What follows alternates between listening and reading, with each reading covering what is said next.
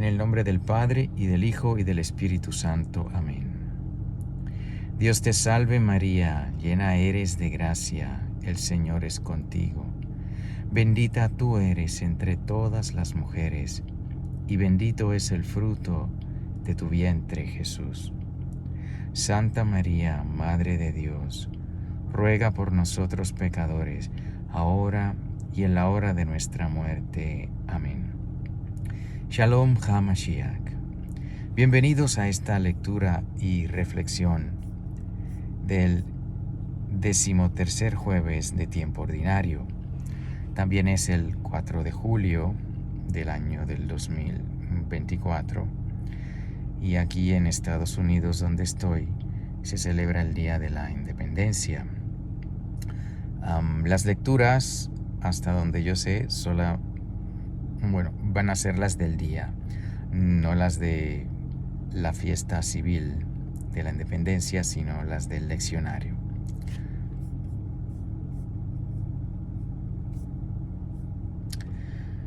Primera lectura del libro del profeta Amós, capítulo 7, versículos del 10 al 17.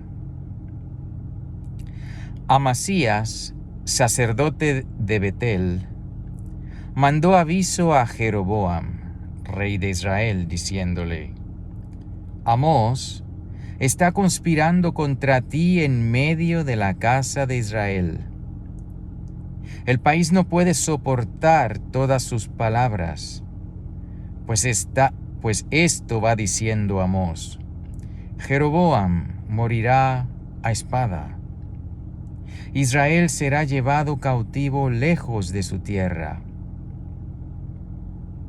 Amasías le dijo a Amós: Márchate, vidente, huye a la tierra de Judá, come allí tu pan y profetiza allí. Pero no sigas profetizando en Betel, porque es santuario real y templo del reino. Amós respondió a Amasías: Yo no soy profeta, ni hijo de profeta, sino ganadero y cultivador de sicómoros.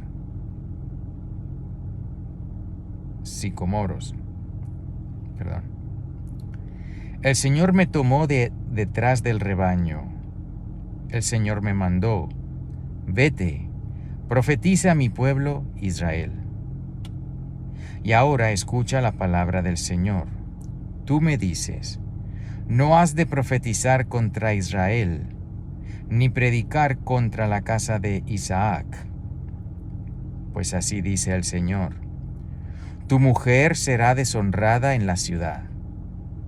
Tus hijos y tus hijas caerán a espada, tus tierras repartidas a cordel, y tú morirás sobre tierra impura.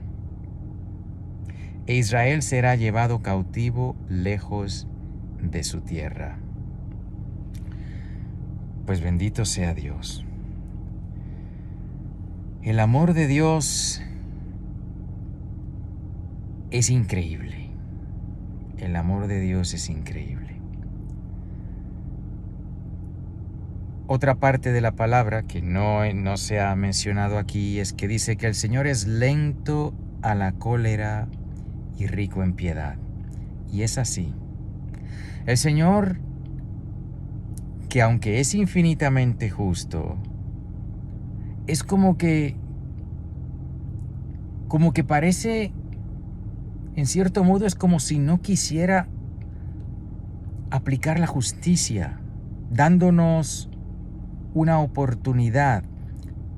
Cuidado, no estoy diciendo que el Señor no es justo y que no aplica su justicia. Él es infinitamente justo, sí, y Él aplica su justicia, sí, pero que desde que cometemos el pecado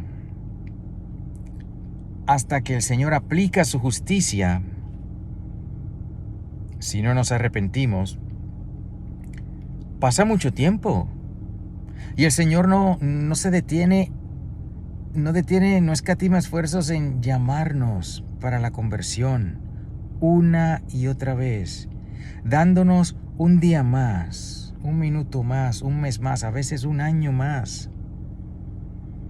Y nosotros, en vez de aprovechar esa oportunidad para convertirnos, pues seguimos pecando. Y a veces decimos, pues el Señor no va a hacer nada, eso no va a pasar. No, llevan tiempo anunciándolo y nada, no pasa nada, aquí no va a pasar nada. Tú estás loco, tú eres un exagerado, tú eres un extremista. Pues fíjense hasta el grado que el amor de Dios llega. El pueblo de Dios, que era uno solo, el reino de Israel, unificado por David, el ungido de Dios, llegado a su máximo esplendor bajo Salomón, hijo de David. Pues luego de la muerte de Salomón y por el pecado del mismo Salomón, el reino fue dividido. La promesa de Dios permaneció en Judá, el reino del sur. Bien, el reino del norte, el reino de Israel, aunque la promesa no estuvo allí, aunque la jerarquía querida por Dios no estuvo en Israel, el reino del norte, sino que estuvo en Judá, el reino del sur. El Señor seguía considerando al reino del norte su pueblo, aunque estaban en cisma, por así decirlo. Estaban en cisma porque tenían la misma fe, eran hijos del mismo padre, Abraham, mas jerárquicamente no estaban en comunión con el verdadero hijo de David, el verdadero heredero al trono. Por eso hubo un tiempo que existían paralelamente la jerarquía del reino de Judá, verdadero descendiente de David, y la jerarquía del reino del norte, no en unión ni en comunión con el reino de David. Sin embargo, el Señor los seguía amando a los dos y seguía llamándolos a la conversión, a la unión. Vemos algo parecido en la Santa Iglesia Católica, donde hubo un gran cisma en el siglo XI. Este gran cisma no fue entre el norte y el sur, sino entre el este y el oeste. Las iglesias, las diócesis del este, se separaron de la unión con el vicario de Cristo.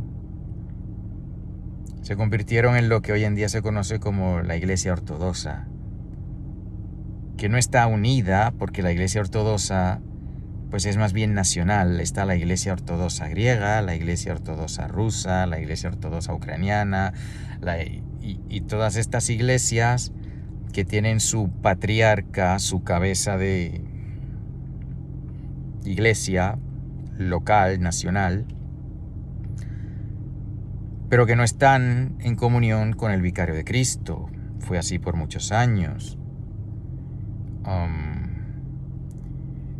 Sin embargo, estas personas, estos ortodoxos, seguían teniendo verdaderos sacramentos. Y hasta donde yo sé, hasta el día de hoy todavía tienen verdaderos sacramentos, porque a diferencia de otros grupos como los anglicanos, los luteranos, los episcopales, que rompieron con la sucesión apostólica,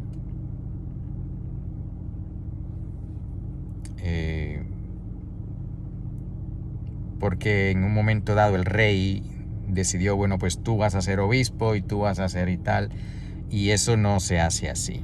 No, una persona, un hombre no se convierte en obispo porque lo diga ningún rey.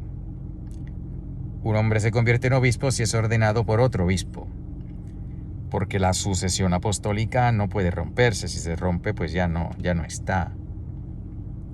Por eso la iglesia anglicana, episcopal, luterana, ¿cuál otra mencioné? Incluso la iglesia rusa ortodoxa, porque hubo un tiempo en que el Kremlin pues hacía lo mismo. En tiempos del comunismo, pues hombres fueron asignados como obispos por el gobierno. De manera que ese pues no es obispo. Así que, sin embargo, en esos sitios donde sí han sido fieles a la sucesión apostólica, hasta donde yo sé, pues la iglesia ortodoxa griega ha sido muy fiel en ese aspecto, y hay otras cuantas, pues tienen verdaderos sacramentos, siguen siendo miembros de la iglesia con verdaderos sacramentos y verdadero fuente de santidad, porque los sacramentos son los que nos santifican, porque tienen su poder de Cristo. Cristo es el que produce los sacramentos. Él es el que le da la fuerza a los sacramentos, y la fuerza de Cristo pues faltaría más que estuviese incompleta o que no fuese suficiente. Me llama la atención porque aquí dice el profeta Amós: el Señor me tomó de detrás del rebaño. El Señor me dijo: vete, profetiza a mi pueblo Israel. Amós era del reino del sur, de Judá, y el Señor lo llama de ahí, le dice que vaya al reino del norte, el reino de Israel, los cismáticos, y les predique. Pero escuchen cómo les llama a los cismáticos: vete, profetiza a mi pueblo Israel. Hoy en día hay mucha cosa que si los ortodoxos no están en comunión, pues no lo están, es cierto. Que si los lefebristas no están en comunión, pues no, tampoco están. Pero a diferencia de otras personas que no tienen sacramentos, la unión que tenemos con ellos es más fuerte. Siguen teniendo sacramentos, en sus sagrarios siguen teniendo a Jesús sacramentado. De manera que, y una cosa, los culpables del cisma son los que lo cometieron, no sus hijos. No estoy diciendo que no hay cisma, no estoy diciendo que sí que están en plena comunión, no estoy diciendo nada de eso. Por favor, vayan al paso. Escuchen completamente antes de saltar con un juicio temerario.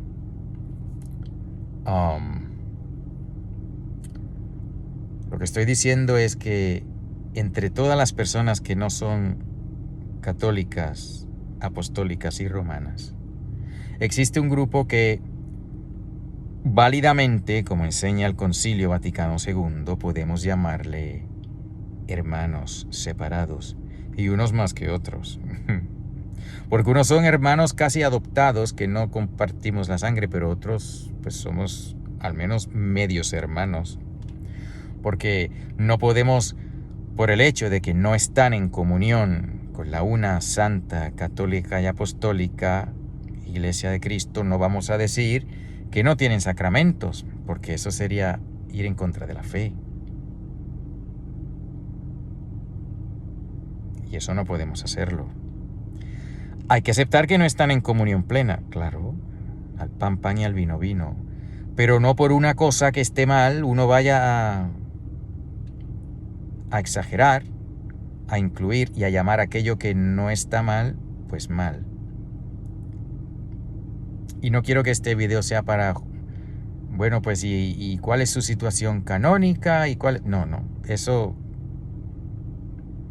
Este no es el lugar, solo que debemos pedir por ellos porque son hermanos nuestros, aunque no están en plena comunión, sí tienen sacramentos, y lo que tenemos es que predicarles y tratar de que vuelvan a la unidad de la Santa Iglesia Católica, porque si el Señor mismo, el Dios Todopoderoso, cuando llamó a Amós a que predicara a los cismáticos del reino de Israel, dijo esto: vete, profetiza a mi pueblo Israel.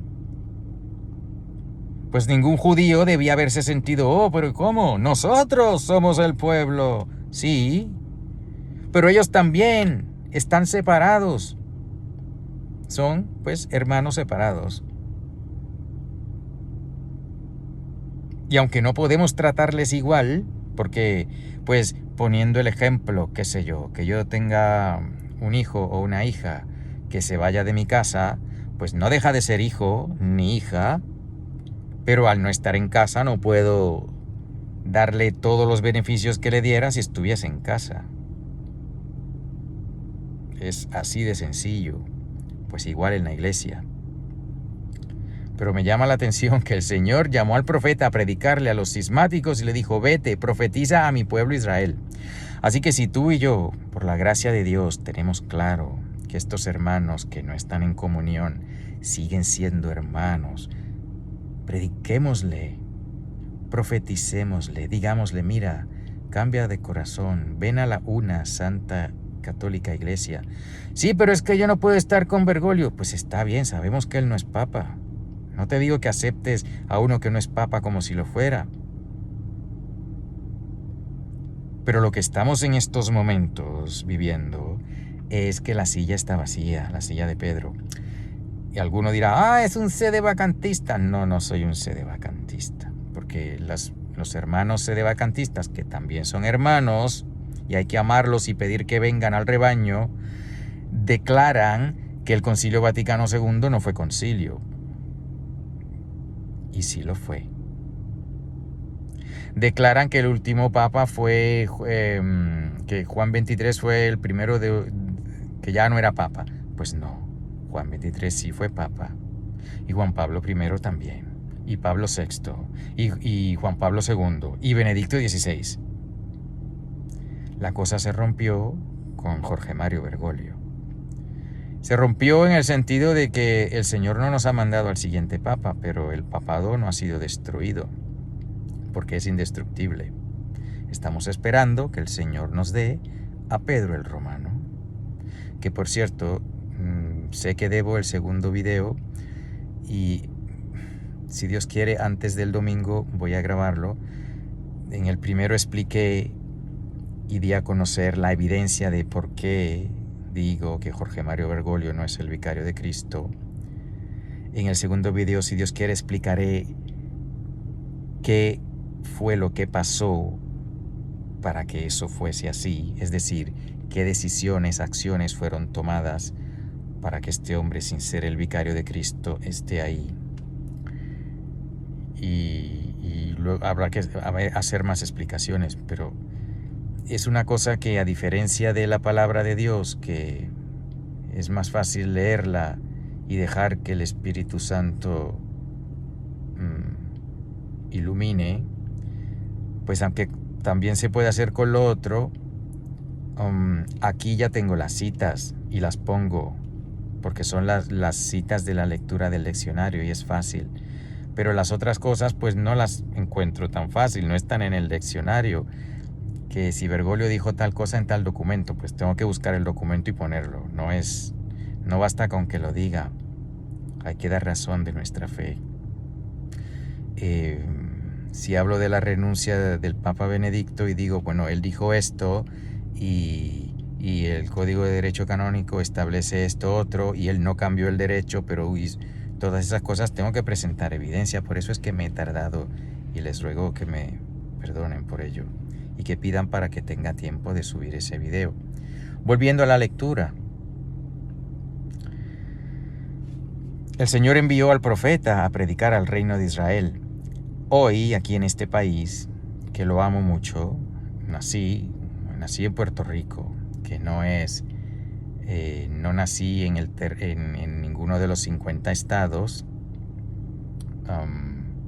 pero Puerto Rico es parte de los Estados Unidos. Lo ha sido desde la guerra hispanoamericana y los nacidos allí somos ciudadanos estadounidenses desde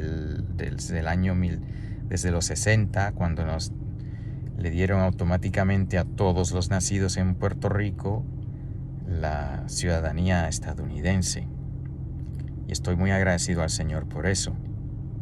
Supongo que así como San Pablo estaba agradecido de ser ciudadano romano, porque le dio mucha libertad para poder predicar en muchas partes, que de lo contrario no hubiese podido haberlo hecho. Pero con esto les digo que pues es el 4 de julio, estamos celebrando la independencia de los Estados Unidos, motivos para celebrar, etcétera, etcétera. Pero las lecturas de hoy nos llaman a un examen profundo de conciencia. El profeta estaba diciéndole al pueblo de Israel lo que estaba haciendo mal, y ellos no querían escucharle. Amasías, sacerdote de Betel, no recuerdo si era un sacerdote verdadero que hacía sacrificios según la ley de Moisés, eso no recuerdo, pero obviamente lo hacía donde no tenía que hacerlo, lo hacía en Betel en vez de en Jerusalén. Pues él lo acusó, le dijo al rey: esto va diciendo Amós, Jeroboam morirá a espada, Israel será llevado cautivo lejos de su tierra. El profeta estaba ayudando a el sacerdote Amasías, al rey Jeroboam y a todo el pueblo de Israel cismático, ayudándole a que se convirtieran. ¿Y qué le hicieron? Le dijo Amasías a Amós: márchate, vidente, huye a la tierra de Judá. Como quien dice: deja de hablarnos, vete a tu iglesia vaticana. Pues sí, porque aceptamos el Concilio Vaticano II, porque aceptamos todos los concilios de la Iglesia y todos los santos padres, todos los vicarios de Cristo, hasta Benedicto XVI. Claro que aceptamos todo eso. Pero no por eso vamos a dejar de ayudar a nuestros hermanos cismáticos para que vuelvan a la unidad. Dice: pero no sigas profetizando en Betel, porque es santuario real y templo del reino. Amós respondió a Amasías: yo no soy profeta ni hijo de profeta, sino ganadero y cultivador de sicomoros. No tiene acento escrito, así que debe pronunciarse, porque es una palabra llana, sicomoros. El Señor me tomó de detrás del rebaño. El Señor me mandó: vete, profetiza a mi pueblo Israel. Pues sí, el Señor llama a quien le dé la gana. No tiene que ser un profeta por familia. Puede estar haciendo lo que sea, cuidando de árboles y de corderos. Y cuando el Señor llama a alguien y dice: mira, ve y profetiza y diles que si no cambian, yo me voy a encargar de ellos. Pues si eso te pasa a ti o me pasa a mí, pues tenemos que escuchar. Y él habló claro: ahora escucha la palabra del Señor. Tú me dices: no has de profetizar contra Israel, ni predicar contra la casa de Isaac. Curioso, ya no dicen la casa de Abraham o de David, no, Isaac, que claro, también estaba en los antepasados, pero que su cisma era tal que pues no reconocían los nombres normales. Tu mujer será deshonrada en la ciudad, tus hijos y tus hijas caerán a espada. El profeta le dijo tal cual, le dijo: mira, no quieres que yo predique, pero esto es lo que dice el Señor. Tú no te conviertes, esto es lo que te va a pasar. Pues hoy que estamos celebrando la independencia de los Estados Unidos y todo lo bueno y bonito que eso conlleva, no podemos dejar de decir que todavía aquí el aborto es una cosa muy fuerte, que todavía aquí se asesinan a los niños, y que eso es uno de a los niños en el vientre, y que eso es uno de los grandes pecados que llama al cielo por venganza. Eso hay que decirlo. Y el Señor, muchas personas han profetizado en nombre del Señor que va a mandar un castigo grande a Estados Unidos. Y yo amo a este país por lo bueno, pero no puedo cerrar los ojos y decir: no, aquí todo es perfecto, porque no lo es. Y este día 4 de julio, en vez de estar tirando petardos y fuegos artificiales, y arrepintiéndonos, es lo que tenemos que hacer, y pidiéndole a Dios perdón por nuestros pecados personales y por los pecados de nación. Creo que históricamente fue el primer país del mundo donde el aborto se legalizó a nivel nacional, y de aquí siguieron otros países. Qué cosa tan terrible. ser los pioneros de la muerte. Hemos sido el primer país también, el único hasta donde yo sé, que ha utilizado armas nucleares, armas atómicas en contra de otros pueblos. La bomba de Hiroshima y de Nagasaki en Japón. Y esto después que Japón ya quería rendirse. No había necesidad para eso. Y nosotros los bombardeamos. Un detalle, por si no sabían esto, esas dos ciudades, Hiroshima y Nagasaki, eran de mayoría católica. Es decir, no de mayoría católica, era donde más católicos había en el Japón en aquel momento. Y uno de los edificios que no fue destruido por la bomba fue la basílica, la iglesia de Nuestra Señora de la Asunción, cuya fiesta se celebra el 15 de agosto. Y si no me equivoco, la bomba fue tirada o el 14 o el 13 de agosto, o el 16, no sé, cerquita de ahí. En fin, el Señor también tenía pueblo suyo en Japón.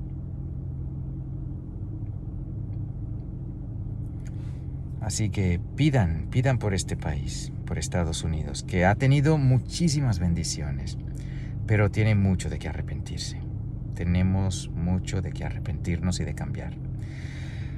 Y no sabemos, pues es posible que muy pronto le llegue el sacudión, nos llegue el sacudión, porque el Señor, que por paciente que es, el castigo llega. Aquí estaba profetizando sobre la deportación a Babilonia y querían callarle la boca al profeta, pero la deportación ocurrió. El pueblo de Israel fue llevado. La esposa de este fue tratada como una prostituta en las calles del pueblo. Sí, todo eso sucedió, tal como lo dijo el profeta. Y el Señor, por su amor, quería advertirlo. Y no quisieron escucharlo. Salmo 18. O pedazo del Salmo 18. La voluntad de Dios es santa. La voluntad de Dios es santa. La ley del Señor es perfecta del todo y reconforta el alma. Inmutables son las palabras del Señor y hacen sabio al sencillo. La voluntad de Dios es santa. En los mandamientos de Dios hay rectitud y alegría para el corazón. Son luz los preceptos del Señor para alumbrar el camino. La voluntad de Dios es santa. La voluntad de Dios es santa y para siempre estable. Los mandamientos del Señor son verdaderos y enteramente justos. La voluntad de Dios es santa.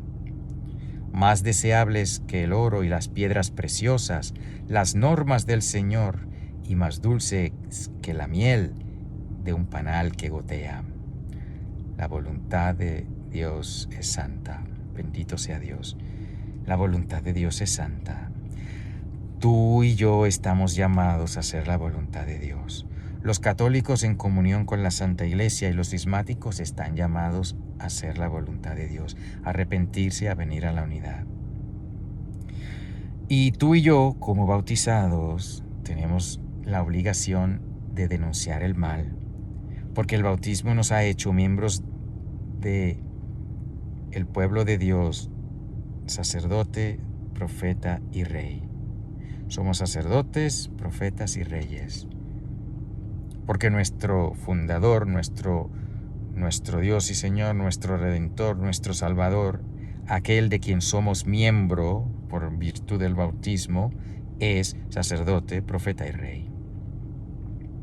Y como profeta debemos denunciar lo que está mal, no callarnos, porque el que calla se hace culpable. Y decirlo, la voluntad de Dios es eso lo que tenemos que hacer, romper con el pecado. Ya no más aborto, ya no más abuso, ya no más lesbianismo, homosexualismo, fornicación, adulterio, mentira, crimen, asesinato, soborno. Nada de eso. Impureza. No. La voluntad de Dios es lo único. Unas personas que ven cómo este país se está destruyendo, pues esperan a un Salvador, a un Mesías, que venga a poner orden, que venga a arreglar la economía. Esperan a un Mesías, que obviamente no será Mesías, sino un anti-Mesías. El que tenga oídos que escuche.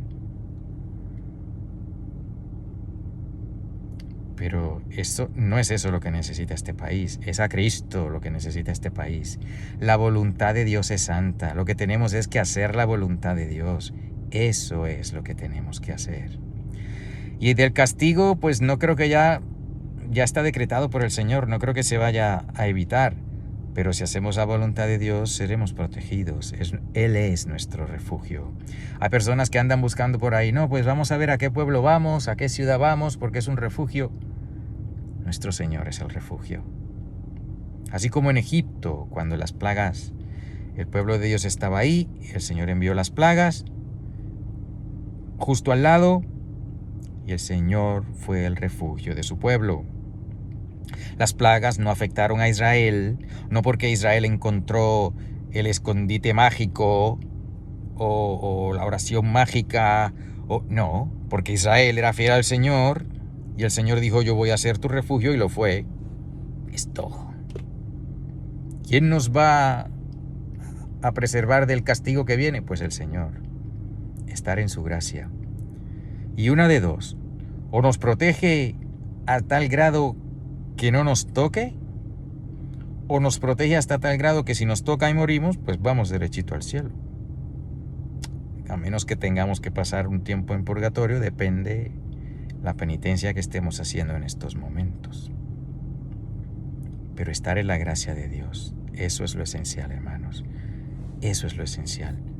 El Evangelio, según San Mateo, capítulo 9, del 1 al 8. Subió a una barca, Jesús. Cruzó de nuevo el mar y llegó a la ciudad. Entonces le presentaron a un paralítico tendido en una camilla. Al ver Jesús la fe de ellos, le dijo al paralítico, «Ten confianza, hijo, tus pecados te son perdonados». Entonces algunos escribas dijeron para sus adentros, «Este blasfema». Conociendo Jesús sus pensamientos, dijo, «¿Por qué pensáis mal en vuestros corazones? ¿Qué es más fácil, decir, tus pecados te son perdonados? O decir, levántate y anda.